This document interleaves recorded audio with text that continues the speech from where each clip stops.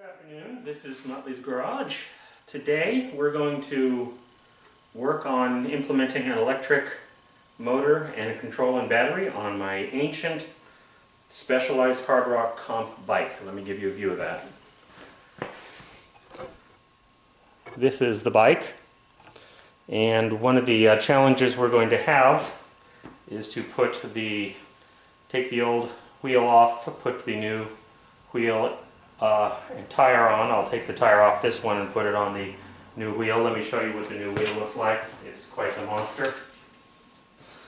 It's a 750 watt motor, very herky, very heavy, but it'll replace the old one and be put in this place. It's got the matching 6-speed gear set, so with the old 6-speed set I have, I should have a minimum of alignment issues and other things like that.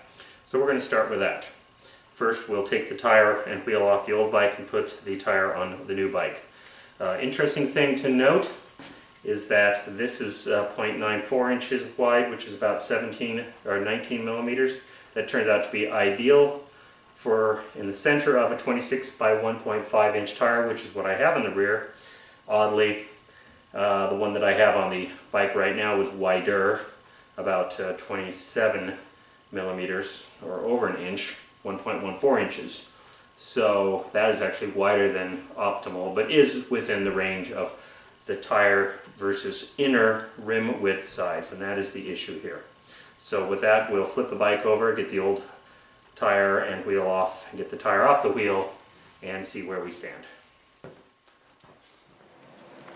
Alright, mind the heater and the glove needed to get enough torque to loosen and rotate the brake drums. I will probably end up going to discs sometime in the future. At this point, we're not going to do that because I do have a steep hill coming down, which may affect my route coming home because it's very difficult to stop. But this bike, despite its age, has had surprisingly little use, and we're going to get some more use out of it, which I think the e-bike will help, because some of the hills are so large driving home from work, riding home if you will, that I just won't ride it. So we're going to lower the seat down to get this flipped upside down and flip it over. And one of the good things to have is multiple sets each of standard and metric hex wrenches, because you'll always find you need them and you lose them. And even though I'm not happy when I lose them, if I have a spare, it just doesn't stop me cold. I also have a set of metric and standard T-handled ones when the need arises. Okay, so that came right out. While we're at it, let's pull out a cycling computer. I'll pause for that. Okay, the first thing we're going to do is take the air out of the tire. And these are kept at pretty high pressure, so you have to completely remove the air from the tire, and I'll just use the existing hex wrench since it has a little ball end on it. There are Schrader valve tools that do this. I like Schraders because I don't want the exoticness of the more racing style tires.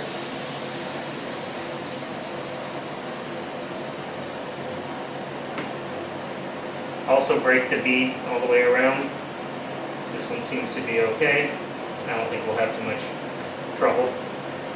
There are tools to remove and the sequence you want is to take the one side of the rim off, probably this side, and the inner tube, and then the other rim. I can do a lot of this partially with the tire here because it makes a good stand, and maybe I'll have to change the way I do things here. Now, these are the tools I use. Bring them up close. They are identical removing tools. The plastic's nice because, although it's very tough, and these I keep in the bag in case I ever had a flat, which I had until I got the right tires. I'm going to just use them on the bike, and we'll just work them around. I like to get two on either side and use the middle one to sort of pry it open. Once I get the bead started over the edge of the tire rim, I normally don't have a lot of problems. This one started quite easily, so I'll just use one tool. to get the one side of the rim off, the one side of the bead off the rim, that is. It may be harder on the new rim, but it's hard to say. These are called Nimbus flat jacket tires because I had a really unfortunate situation where I was getting flats right after I put in new tires and new anti-flat strips. Turns out where the flat strips overlapped, that little tiny corner was enough to make a corner on the inner tube and break it right there, if you can believe that. But yes, it was true. So we've got that off. Let's pull the inner tube out. We can do that right now without too much ado. Let's go find the spot. Also note, when you put the inner tube back in the bike, that you get it centered so that it's easier to put in. And I wouldn't tug on the stem because you risk breaking it, because this inner tube is perfectly okay. So I just pull that out. The last thing I'll do is pull out be a little gentle here so we don't abuse it. Now the last thing I'll do is pull out the inner rim. And you can almost do this by hand, and yes, in fact you can. So this tire is off. I will now undo the wheel and remove everything.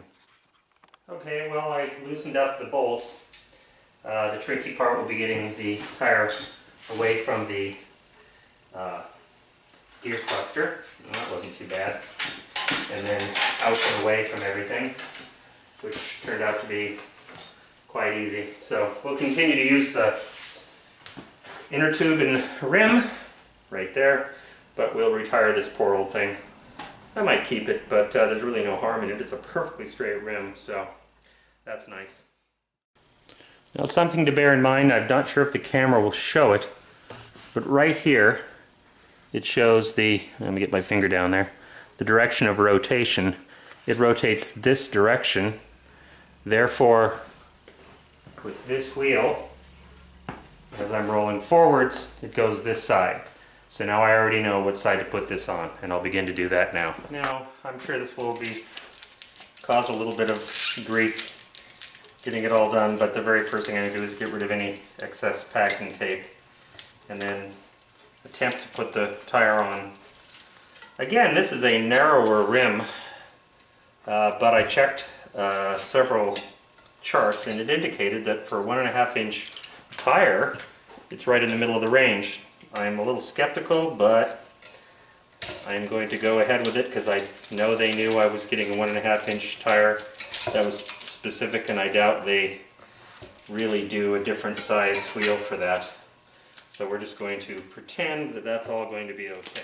My lighting isn't all it could be, but I do have lights that I put overhead cabinets here and some behind you, and then I have 8 double 4-foot fluorescents up above. So for the garage, and I work pretty hard to keep the lighting good since I've been so sick of having really bad lighting, I'm working on that. So anyway, we'll get this tape off and get started on the rim. So as you can see here, I've already got the first side of the rim in. Slightly more difficult than taking it off the old one. That has to do with how tall the rim lips are and how easy it is for the tire to clear it. Before I go any further, I want to verify my rotation direction, that it's forward, and once I do that, I will then put in the inner tube and move on from there. Gotta find it though. Oh, there it is, rotation. Yes, we are rotating that direction. Great.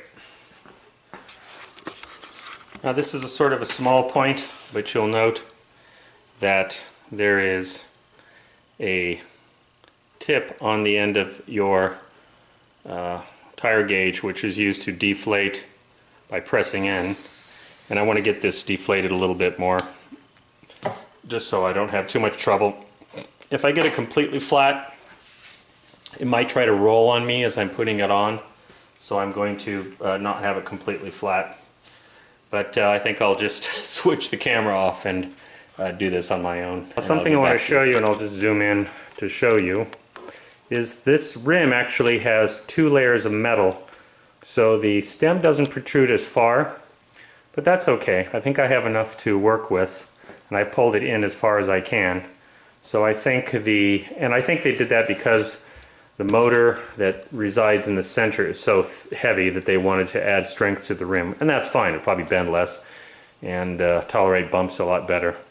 So now I'm going to put the outer lip of the tire over the rim. Everything looks to be centered. I checked the inner tube all the way around to make sure that it wasn't bound or twisted in any way, because these will take fairly high inflation and I want to get that right. I guess I'll let you guys watch me while I'm doing this. Don't mind the noise. That's the heater. That allows me to work in my garage over the winter instead of just closing up shop for the winter when it was so cold, because concrete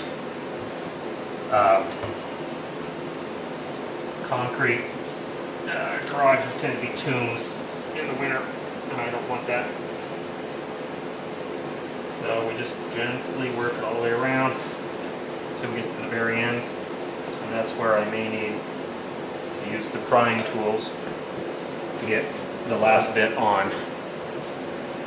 Really not much of a struggle. For me, on a scale of 1 to 10, I'd give this about a 3. What I will do, sort of hold things in place on this side. And again, these are plastic. So I think I'll use the old triple trick here. And I will use my cars as horizontal spots, although I've completely cleared this shelf off here, and there's one to our left, but they have a magical way of filling back in almost instantaneously. One thing I've done though is gone to a lot of trouble to keep this garage uncluttered, and that took a lot of work. I probably spent a month on it this winter just to get it done. So I'll pause here and finish this on my own. Well, it's on there. I'm going to use the valve cover cap to try to pull the thing through. It's not doing very well. So we're gonna, and it won't go any further, so I'm gonna hope I can get a pump on this, and we're going to pump it up at least to get it so that it's not retracting the Schrader valve back into the rim, which is something I want to avoid. So we'll do that now. I have to fire up the compressor, so we'll get back to you when we're done with that.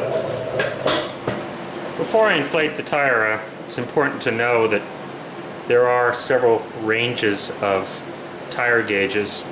This one goes up to 100 because this tire can go to 80 psi. I'd probably go to 70, 75, but they really roll better with the more air you have in them and trying to avoid exploding it. I've had a tube pop out of a rim and explode, and it took the paint off an island of a gas station that I was filling it at right down the street here about 40 years ago. So, all right. Okay, well, I skipped a few steps. You probably didn't want to hear me. But anyway, what I have to do next is install the wheel, and I'm going to do that right now by backing out the bolts as far as they will go. There's a wire that runs through, let's get it up here where you can see it. There's a wire that runs through this side, which runs power and does all the metering and sensing. This inner washer on both sides will reside on the inside, and then these outer washers reside on the outside, but I think I'll take them off all the way because I just don't know where this thing's going to sit. And those can go on at a later time. I believe these washers will lock like this right here. It's a little wide for those, so I'll have to grind those down. That's fine. Let's just get the thing on basically. Weighs a ton, wouldn't surprise anyone. So that's okay. Looks like we're going to be okay. Let's see here. Yeah, we have two, well, I guess we don't have a major problem. I just have to pivot this until the thin side goes to the fork. I actually have a little room on this side, not so much on this side. So let me work that out and we'll get back to you.